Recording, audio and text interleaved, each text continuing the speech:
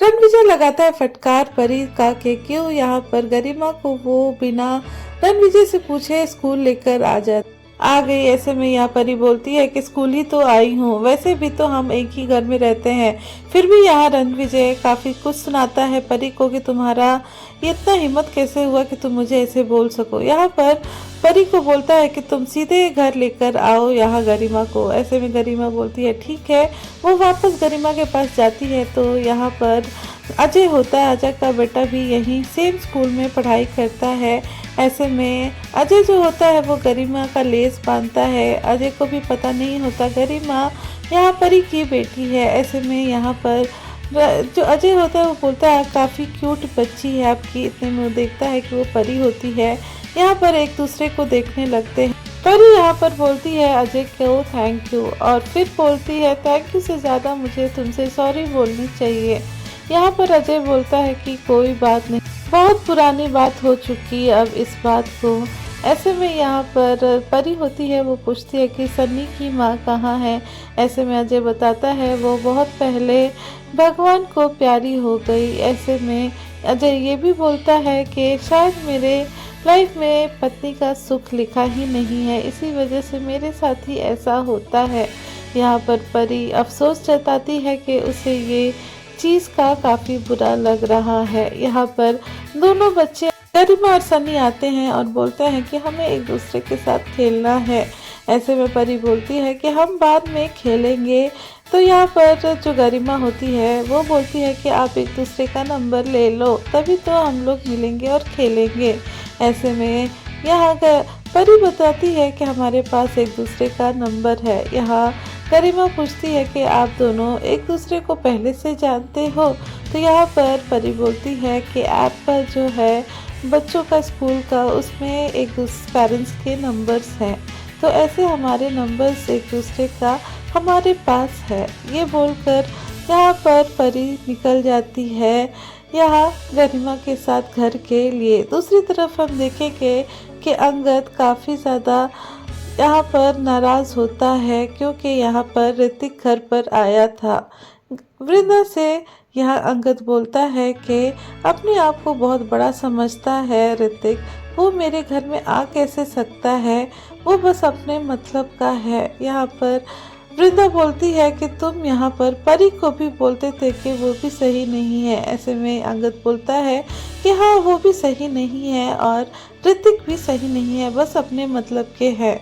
दूसरी तरफ हम ये देखेंगे मिताली बोलती है ये नीलामी और ये सब क्या हो रहा है, अगर नीलामी हुई तो कितनी बदनामी होगी, मैं किट्टी पार्टी में कैसे जाऊंगी।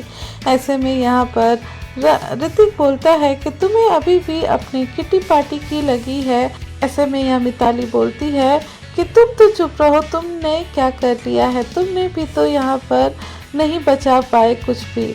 और यहाँ पर मिताली ये भी बोलती है ऐसे तुम्हारी वजह से ये सब कुछ हो रहा है, अगर तुम नहीं सही रहते तो ये सब नहीं होता। ऐसे में यहाँ पर नैना बोलती है चुप करो, दोनों ही हमेशा लड़ने लगते हो। दूसरी तरफ हम देखेंगे कि यहाँ नैना यहाँ मिहिर को बोलती है कि तुम इतना सीरियस क्यों नहीं हो, घर में इतना कुछ हो रहा है और तुम अभी भी अपना मोबाइल में लगे हुए हो। यहाँ बात नीलामी तक पहुंच गई और तुम्हें कोई फर्क ही नहीं पड़ता है। यहाँ पर मिहिर बोलता है टेंशन लेके भी क्या करूँगा, जो होना है वो होगा ही।